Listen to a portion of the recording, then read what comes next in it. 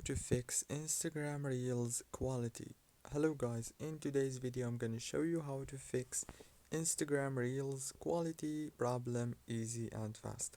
So all what you have to do is go to your profile on Instagram and then go to the top corner, click on those three lines and then click on settings, and now all what you have to do is click on the account option right here and then click on this data use option.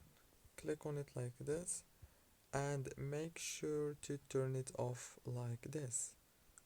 And yeah, it's very easy and fast as you can see. If you found it like this, all what you have to do is click on it and turn it off. If this video was helpful for you, please don't forget to like and subscribe, and thank you so much for watching until the very end. See you later.